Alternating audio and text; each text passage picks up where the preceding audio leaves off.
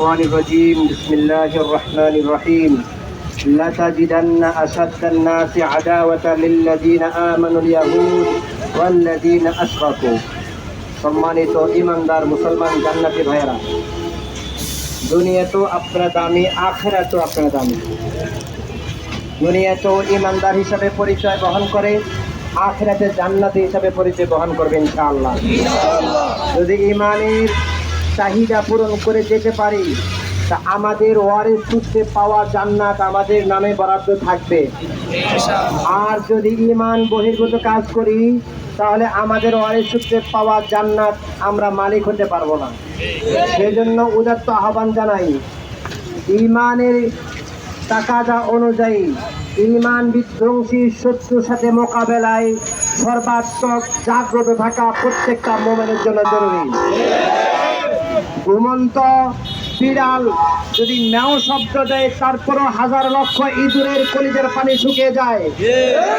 ঘুমন্ত মোমেন যদি নারায়ে তাকবীর বলে দাঁড়িয়ে যায়, সারা বিশ্বের কুফর সত্যের হৃদয়ে কম্পন উঠে যায়।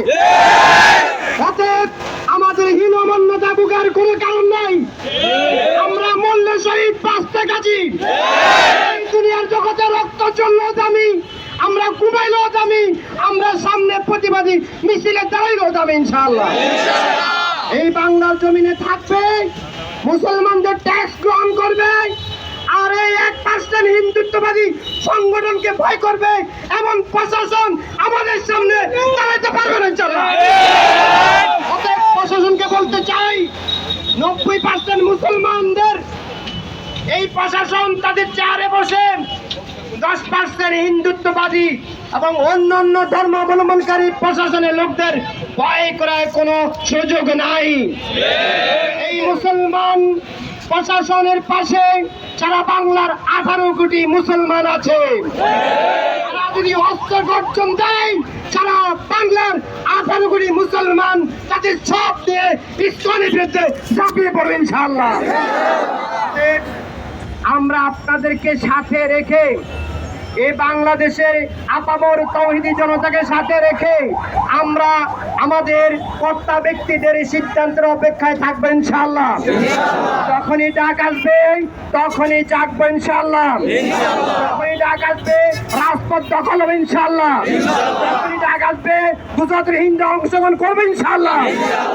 অনেকদের বিরুদ্ধে জাগ চলবে ইনশাআল্লাহ। লড়াই লড়াই চাই,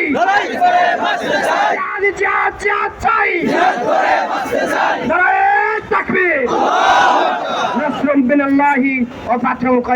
সম্মানিত উপস্থিতি, আমাদের বক্তব্যে দীর্ঘায়িত করতে চাই না। আমাদের আর মাত্র 1-2 জন বক্তব্য দিয়েই আমরা আমাদের কাঙ্ক্ষিত যে লক্ষ্য উদ্দেশ্যের দিকে আমরা রওনা দিব। আমাদের বিক্ষোভ মিছিল শুরু হয়ে যাবে। বিক্ষোভ মিছিল এই দিকে গিয়ে ইউটার্ন পর্যন্ত যাবে। ব্যানার সামনে থাকবে, মুরব্বীরা ব্যানার সামনে থাকবেন, আপনারা সহযোগিতা করবেন ইনশাআল্লাহ।